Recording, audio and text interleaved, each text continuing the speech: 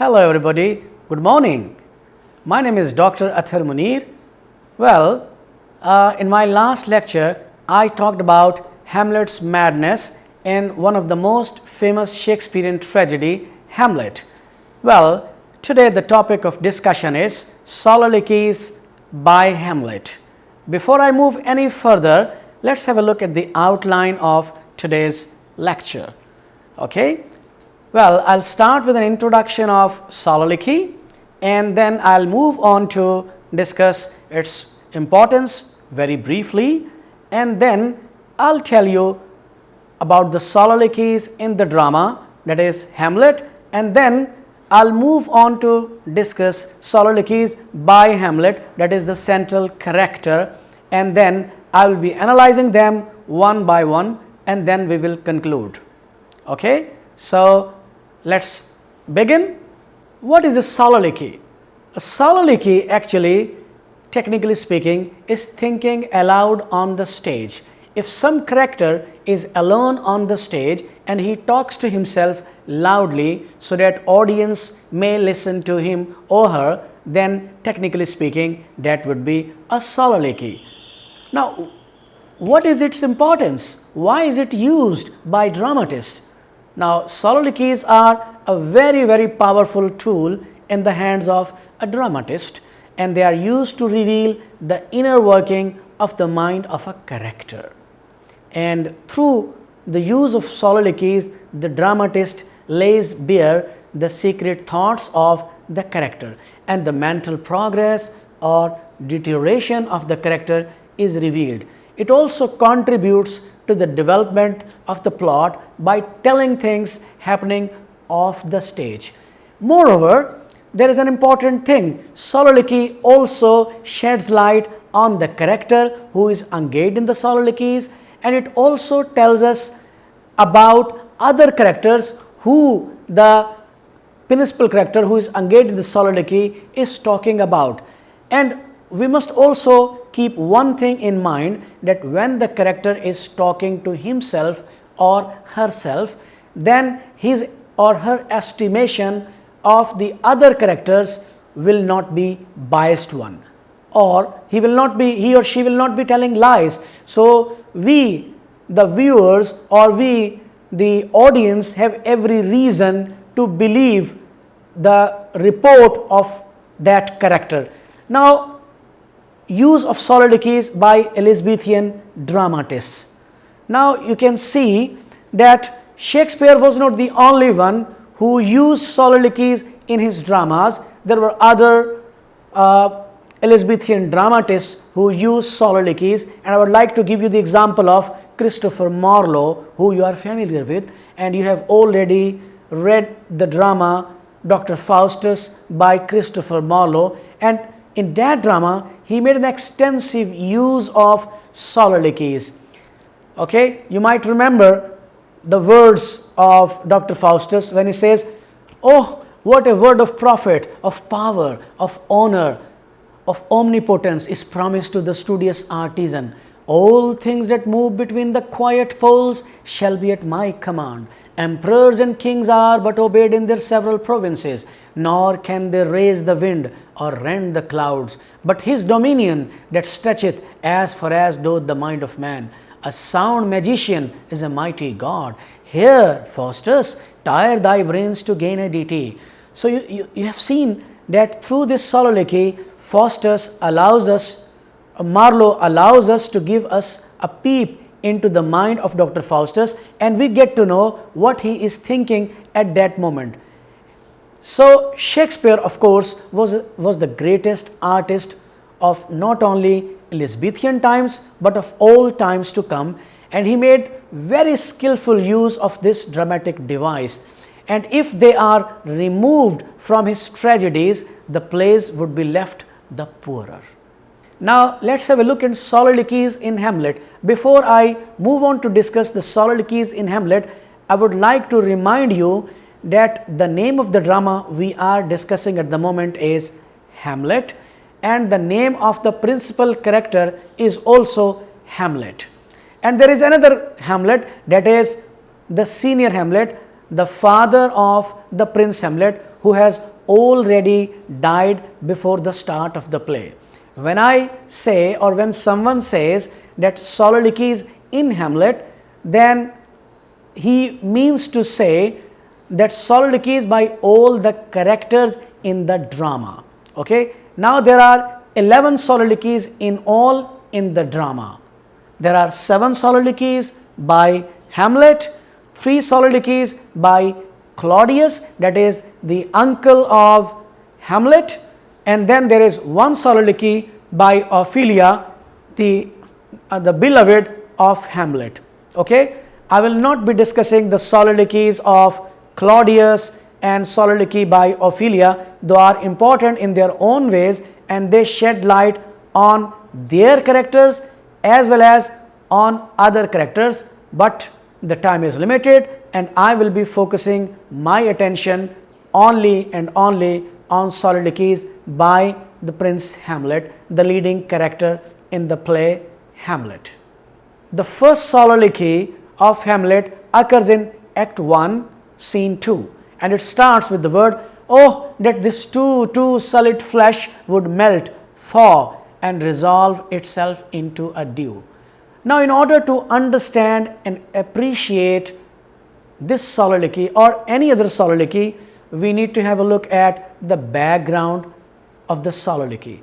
So, this soliloquy takes place after King Claudius and Queen Gertrude urge Hamlet in the open court to cast off the deep melancholy which they believe has taken possession of his mind as a consequence of his father's death.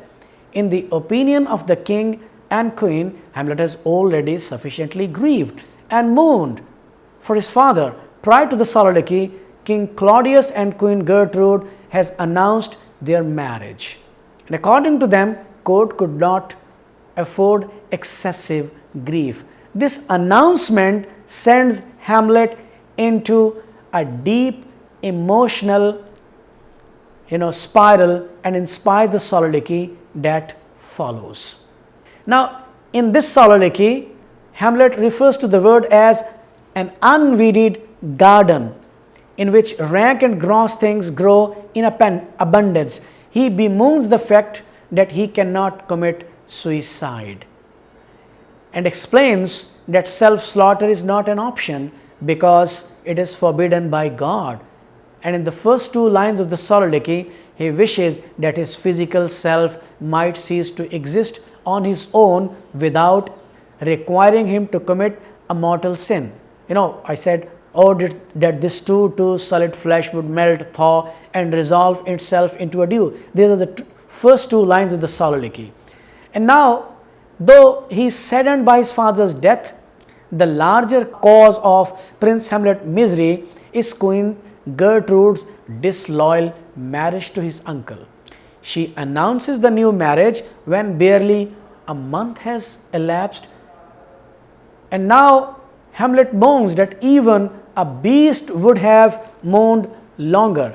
Additionally, he considers his marriage to be an incestuous affair. Now, let me explain why this is incestuous affair, because according to the Christian norms, you cannot marry your brother's wife even after the brother is dead. So, Hamlet's father is dead and Hamlet's uncle Claudius marries Hamlet's father's wife, that is Hamlet's mother. So, this is an incestuous affair, and this is very, very upsetting for Hamlet. And now, what does this soliloquy tell us? This soliloquy tells us quite a few things about Hamlet and other characters. As I said, a soliloquy is a means of exploring the inner working of the mind of the character, and we get to know what is happening in the mind and soul of the character, and it also sheds light on other characters. So, first of all, it shows Hamlet's deep affection for late King Hamlet, and it also paints the dead king as a loving husband and respected father, and further demonstrates to the audience the hasty nature of Queen Gertrude's second marriage, which she announces without mourning for a respectable period of time. And Hamlet also scorns his mother and he says, frailty, thy name is woman. Here we see Hamlet's tendency to generalize things. He is upset with the frailty of his own mother, but he generalizes it and he says, frailty, thy name is woman. And he concludes the soliloquy by voicing his frustration that he must keep his objections to himself. And now let's move on to Hamlet's second soliloquy. Oh, all you host of heaven, oh earth, what else? And shall I couple hell? Oh fie, hold my heart.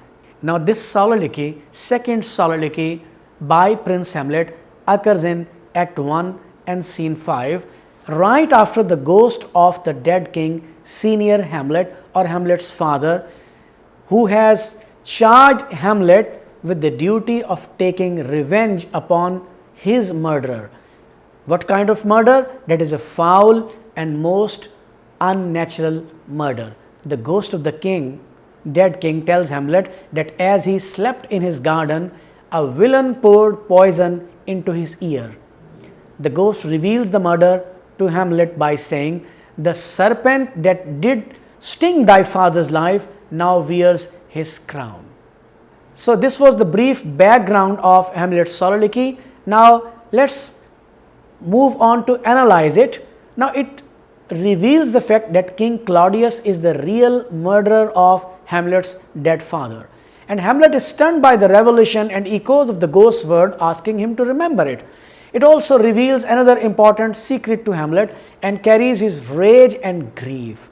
He is shocked, stunned, and in great grief upon realizing that his father was murdered by his own uncle, that is Claudius, who has now married his own mother, Hamlet's mother, and he promises to remember only ghost's commandment. He says, remember thee? Yeah, from the table of my memory, I'll wipe away all trivial fond records. Now, this soliloquy also sheds some more light on Hamlet's mother, when Hamlet refers to his mother as the most pernicious woman. And this soliloquy also sheds some more light on his own uncle, when he says about his uncle, a villain, a smiling damned villain. Now towards the end of the soliloquy, Hamlet swears to remember and obey the ghost.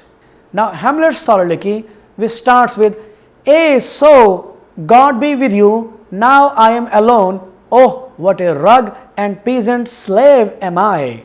Now this soliloquy occurs in Act 2 and Scene 2. In this soliloquy, Hamlet accuses himself for his delay in executing the ghost's orders, and is very harsh on himself on the subject of ignoring duty, and he calls himself a dull and muddy-mettled rascal. I say it again, a dull and muddy-mettled rascal. And he also calls himself a coward and declares that he should act and not like a whore unpack my heart with words and fall a cursing like a very drab. He gives vent to his anger for Claudius by saying, a bloody body villain, remorseless, treacherous, lecherous, kindless villain. The plan moves further and Hamlet tries to enact the mousetrap. You might remember that mousetrap is the trap which Hamlet lays to catch his uncle Claudius.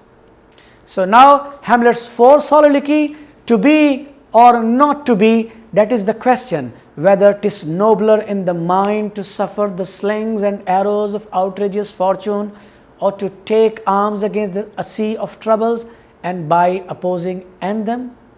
Now this desperate question, to be or not to be, occurs in Act 3, Scene 1, and it is the most famous and celebrated because of its philosophical nature, questioning life and death and existence. Hamlet's dilemma is whether it is worth to exist, and he weighs life's worth against the nothingness of non-existence as he toys with the idea of suicide. he wonders which is more appropriate given his desperate situation, to die and end his suffering, thus avoiding the cruelties of fate, or to put up a fight against the misfortunes of life. In considering the former, Hamlet states, to die and end the heartache, to die and end the heartache and the thousand natural shocks that flesh is heir to, 'tis a consummation devoutly to be wished, to die, to sleep. But when Hamlet considers the consequences of death and afterlife, he begins to examine the other option, that is life. He questions whether death is in fact an end to all his troubles, or if perhaps things may become worse as he is forced to reflect on all of the misdeeds and crimes he has committed throughout his life. He turns over the idea of death and questions if it is truly an eternal sleep or a hellish and unceasing restlessness. His obstacles, like all who contemplate death, is his fear of the unknown. In essence, dead men tell no tales. Thus, no matter how hard we try, man will never know what comes after the end of our life. He ruminates, he thinks on this idea, thinking out loud. But that the dread of something after death, that undiscovered country from whose bournes no traveller returns, puzzles the will and makes us rather bear those ills we have than fly to others that we know not of. Thus conscience does make coward of us all.